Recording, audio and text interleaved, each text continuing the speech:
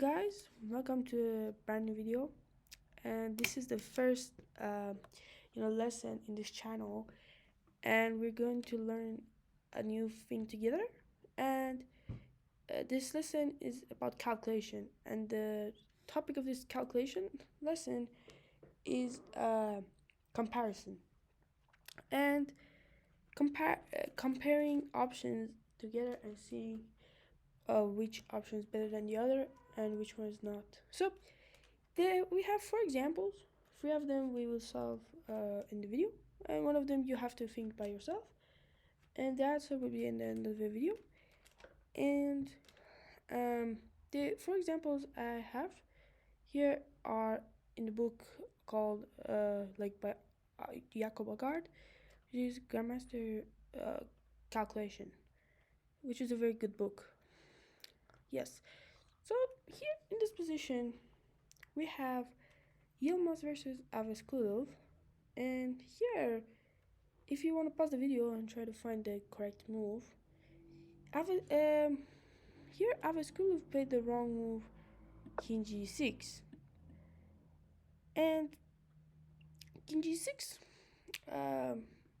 is the move he played, and here he played Bishop C1, and unfortunately there wasn't, he played Rook A8, but even like King G6, Bishop F1, played Rook A8, like Knight D2 also was not a very interesting move, because here white would have an advantage, but here we have in the game he played Rook A8 and Knight C6, and here he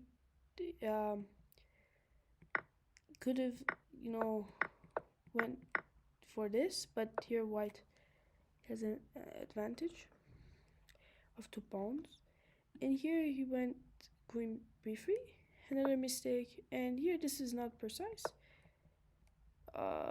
but I mean he's still winning. So, and this game, fast forward, and this was the end of the game, and white is just up a piece, and yeah, there's nothing to do about it. So we understood King G6 is wrong, but let's see other options. So first of all, you have Bishop F5. Bishop F5, unfortunately, there's a very nice sacrifice. Rook F takes F5. We have this, and you turn on the engine, so it's obvious. And here, engine is recommending Bishop F6. But what if we go King G8? Again, the same outcome, and but here Bishop F6 is the correct move. Why? If we go Bishop C1, we have Rook A8. What's the difference is that there's no Knight to C6 because we have Knight D2, and we have a put here, and this bishop is eyeing on the B2 square, and this is that's the reason why this move is good, and this is the problem of this position. Even sacking on here will not do something useful, and here black is just completely winning. So let's go to the next example. Okay, this is the next example. So the next example is a game between Kosin Steva and Huang Tang Trang. I don't know how to pronounce their names, but here is the position. So here white has two options, and one is to play E takes F6, one is to play G takes F6. One of these options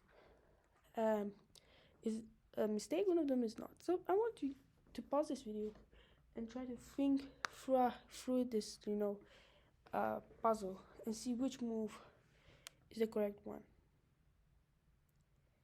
So if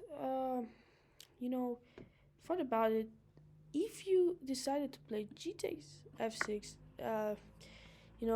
as Kostin Stava did, yeah, unfortunately this is not the correct move, because we have e2 and takes, king h8, queen h6. And here, if f7, there's this very strong move, queen e3, which protects the h6 square, and queen f6, and this here turns out to be a position which is equal. And here, you have queen h6, queen h7, takes, because exchange should happen, because else this would be hanging. So takes, rook takes c2, bishop c6, and still here, if you turn on the engine, this position is equal. So nothing wrong. Oh my god, sorry about this. So bishop c6. So the position is still, if you turn on engine, you don't see the eval bar, but it's saying 0.3. If we see here king f2 and rook g8 here, I mean, this is not the best move, but we don't care. And here, white is gaining some advantage, and yes, this move is not good. King g8 is not the the great move, because in the book he said it's a great move, but it's not, because I turned the engine on and I saw that white can win this game. So here his analysis was that this position turns out to be draw, but back in the days the engines were not strong, and the king e3 here, very interesting move that allows this, but here white is actually winning, so very interesting. But okay, king g6, and here she made a mistake, and here white just won the game by just advancing the king and just proceeding to win the game. But what was the correct move? So here the correct move is e6.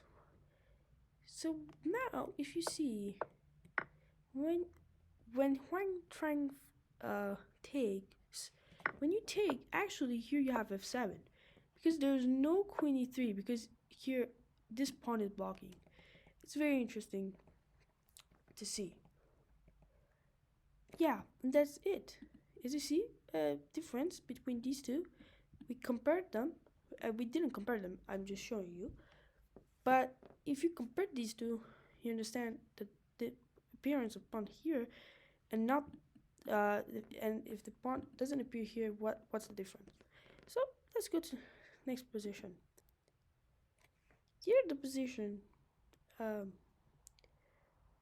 is game, and we have to decide between this knight c6 and knight ge6 and decide which one's better. So pause the video and try to think this out, and just think about it, which one is better and why. So if you're Kramnik, because Kramnik is right now he was a very strong player, plays the move knight takes e6, very strong move. And why not take with this knight? What's the difference? The difference is here we have f3. When we say what's the difference, if we play something like queen b5, here here white has the equal position, and here if we play g takes f3, we have rook d5, and the knight here might be loose a bit, so queen c4, something like this, and here it's an equal position. But here knight c6, c5, and f3 does not work now because of queen b5, and here white has a good position, and rook d5, again queen c4, and the knight here doesn't exist, so it be intact, but this it doesn't exist.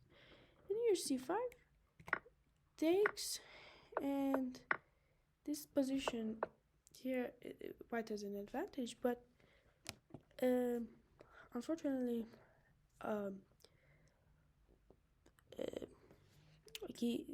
Vladimir Kramnik couldn't really convert his advantage. That's it, guys. I hope you enjoyed. Um, the next exercise, I'm going to put it, and I put the solution after it, and try to think yourself. And if you want to cover more, you can go to the internet and search, I think, Grandmaster Preparation Calculation by Jacob Ackard, and you can find the book and download it and practice. And yeah, that's it, guys. I hope you enjoyed. See you soon. Bye.